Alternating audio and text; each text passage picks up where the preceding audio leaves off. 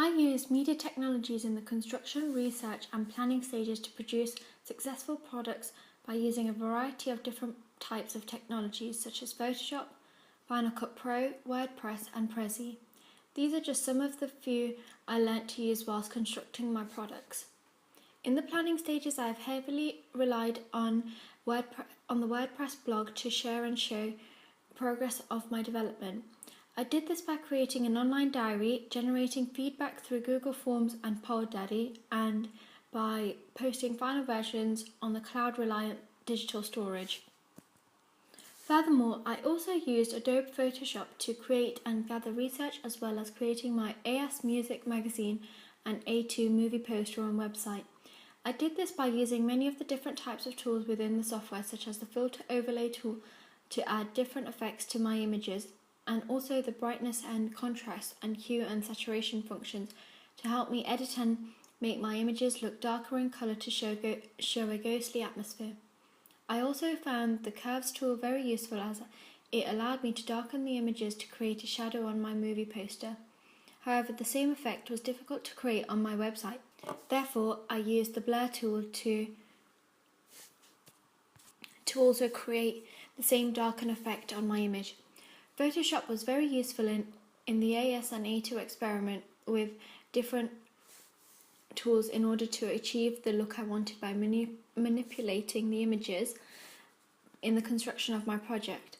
The eraser tool was also very helpful, as I was able to change the brush type. Therefore, I added it to my main title text to make it seem like I had scratches on it, and this made it look much more scarier.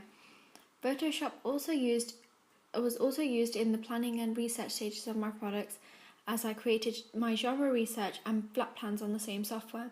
This also enabled me to get used to the software and learn more about it. I also used Photoshop to create the captions of my trailer.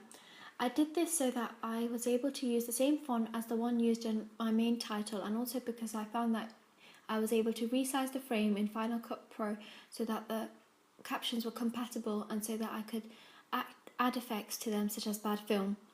Final Cut Pro was used mainly in the construction stage of my work, as it used to edit my trailer by using tools such as the razor tool, which helped me to remove the extra filming which was not needed and to trim files to the length I needed in order to make it look more professional.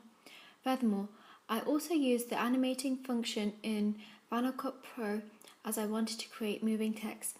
So I did this by using motion, as this allowed me to edit the speed and size of the text so it would zoom in.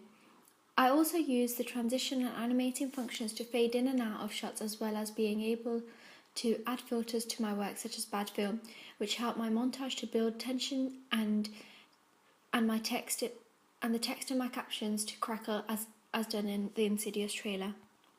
Moreover, Final Cut Pro was useful as I needed to import big files which I filmed. Therefore, I clicked on the file, then imported this, as it was easier than log and transfer, as my files were compatible.